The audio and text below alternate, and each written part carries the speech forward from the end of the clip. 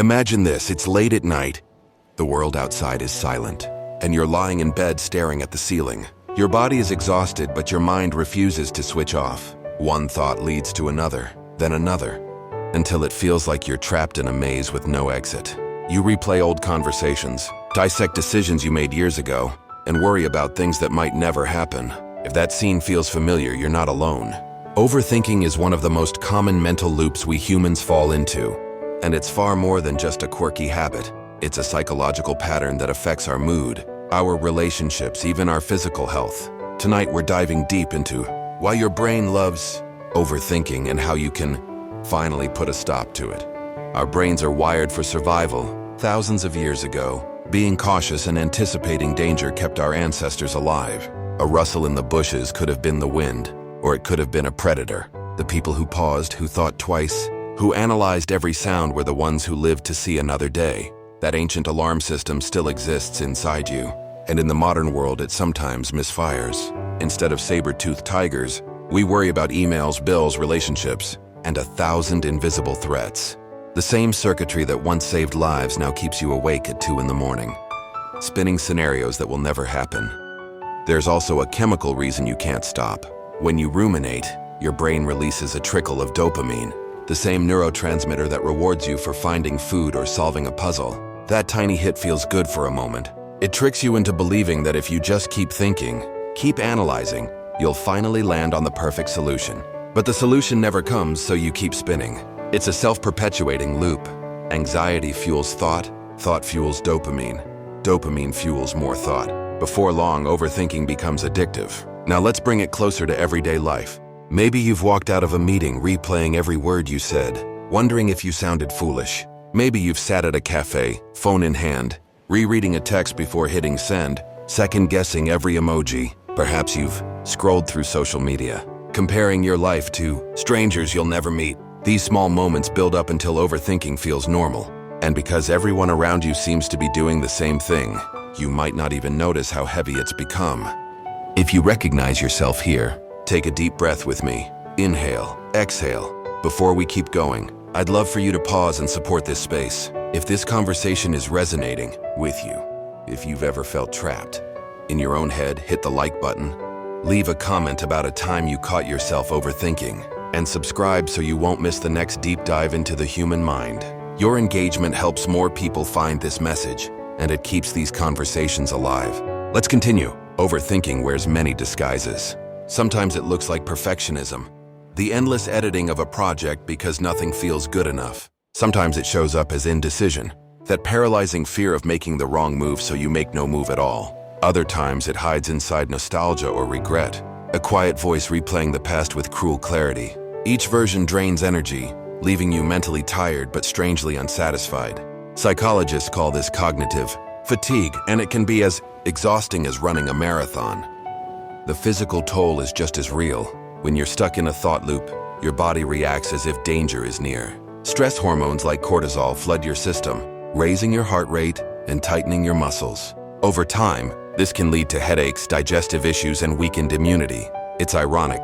The very mechanism meant to keep you safe can slowly wear you down. But here's a twist that surprises many people.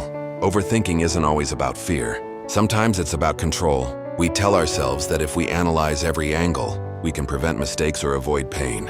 It feels responsible, even noble. Yet the harder we grip the steering wheel, the less we enjoy the ride. Life becomes a series of mental rehearsals instead of lived experiences.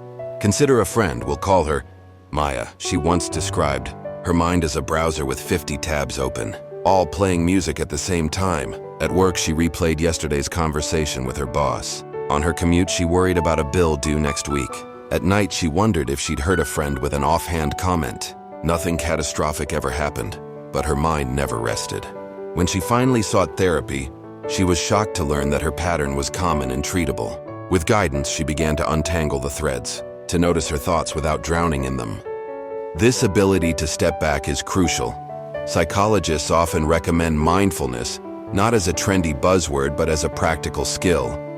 Mindfulness is the art of noticing a thought, labeling it, and letting it drift by like a cloud. It doesn't mean you empty your mind, it means you stop wrestling with it. Research shows that even a few minutes of mindful breathing can lower cortisol and quiet the default mode network, the part of the brain responsible for wandering thoughts. Another key is self-compassion. Many of us respond to overthinking by scolding ourselves. Stop it. You're being ridiculous. That harsh inner voice only adds another layer of tension. Instead, imagine speaking to yourself the way you'd comfort a friend. I see you're worried. It's okay. Let's take a break. It sounds simple, but studies confirm that self-kindness reduces rumination and improves emotional resilience. There's also the strategy of externalizing. Write your thoughts on paper. Dump them out without judgment. When words are visible, they lose some of their power. What once felt like a storm becomes ink on a page. Some people keep a worry journal where they schedule a specific time each day, say 15 minutes, to think about their concerns. Outside that window, when worries appear, they gently say, "Not now. I'll see you at 7 p.m. It trains the brain to contain the spiral. You might wonder why, if these tools exist, we don't all use them. Part of the answer is cultural. In many societies, busyness is a badge of honor. We equate thinking with productivity. Sitting quietly can feel lazy, even irresponsible. But mental rest is as essential as sleep. Without it, creativity suffers, decision-making slows, relationships strain. The second half of our journey will explore how to break free from these cultural traps, how to build habits that nurture a calmer mind, and how to reclaim the simple joy of being present. Welcome back to this quiet corner of thought.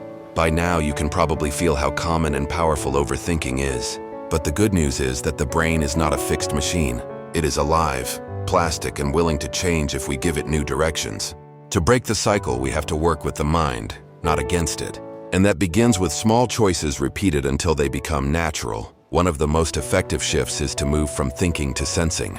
When you notice your mind starting its familiar loops, gently guide your attention to your body. Feel the texture of the chair beneath you, the temperature of the air on your skin, the sound of distant traffic, or the soft hum of an appliance. This is not an escape. It is a way of anchoring yourself in the present moment where life is actually happening. The brain cannot obsess over the past or the future while it is fully tasting the present. Movement helps too. A slow walk, a stretch.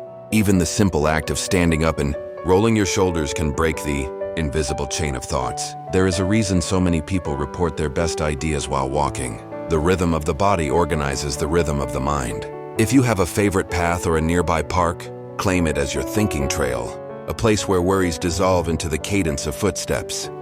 Social connection is another hidden antidote. Overthinking thrives in isolation. When you speak a worry aloud to a trusted friend, it often shrinks to its true size. The words that felt heavy in silence suddenly sound smaller, more manageable. Choose someone who listens without rushing to fix you, someone who simply shares the moment. Sometimes all the mind needs is to be heard. Creativity can play the same role. Paint, cook, garden, play an instrument, build something with your hands. These activities demand presence and reward experimentation. They remind you that life is not a problem to solve, but a canvas to fill. Even if you don't consider yourself artistic, the act of creating something real pulls you out of endless analysis. As you explore these practices, notice how your relationship to thought changes. Instead of treating the mind like a boss issuing orders, begin to treat it like a curious child. When a worry appears, greet it with a gentle hello, then guide it to a healthy activity. This attitude of lightness is powerful. It tells the nervous system that there is no emergency, that you are safe right here, right now. And remember, change rarely happens overnight. Overthinking is often a habit built over years. Be patient with yourself. Celebrate the smallest victories. A single evening of peaceful sleep. A conversation where you truly listened. A morning when you caught a spiral before it began. Each of these is proof that the cycle can be broken. Let's also talk about technology, because our modern tools quietly encourage the very habits we're trying to escape. The endless scroll of social media is designed to keep you comparing, judging, and anticipating. Notifications pull you out of the present with tiny jolts of dopamine, the same chemical that feeds overthinking. Consider simple boundaries. Leave the phone in another room during meals. Set a bedtime for screens. Turn off non-essential alerts. These choices give your brain room to breathe. Sleep, too, is sacred. A tired mind is an anxious mind. Create an evening ritual that signals it's time to rest. Dim the lights, lower the volume of the day, read something gentle, stretch. Treat the hour before sleep as a gift to yourself. Quality rest is not a luxury. It is the foundation of emotional balance. Now, I'd like to pause again for a moment of gratitude. If you've stayed with me through this conversation, you already value your mental well-being. That deserves recognition. While you're here, please remember to like this video, share your thoughts in the comments, and subscribe if you haven't yet. Your support helps this channel grow and allows more people to discover practical ways to quiet the mind. Let's finish by looking at the bigger picture. Overthinking often begins with the desire to control life, but the paradox is that life becomes richer when we allow it to unfold. There will always be uncertainty. The next job offer, the outcome of a relationship, the twists of health and time. The goal is not to predict every turn, but to build trust in yourself, in your ability to meet whatever comes, in the simple rhythm of breath and heartbeat. Picture a future where you no longer fear your own thoughts. You still plan, you still care, but you no longer drown in endless analysis. When a challenge arises, you meet it, and when it passes, you let it go. The mind, once a restless ocean, becomes a wide, calm lake reflecting the sky. This is not an impossible dream. It begins with noticing, with compassion, with one small practice today. Perhaps tonight, when you lie in bed, a thought will try to start the old familiar loop. Instead of following it, you will place a hand on your chest, feel the steady beat of your heart, and whisper to yourself, "I am here. I am safe. I can let this go," and you will drift toward sleep. Not because every question is answered, but because you have learned to live with the beautiful mystery of life. Thank you for spending this time with me. May your nights be peaceful, your days be present, and may you remember that the mind is a tool, not a cage. Until next time, take a deep breath and step gently into the moment.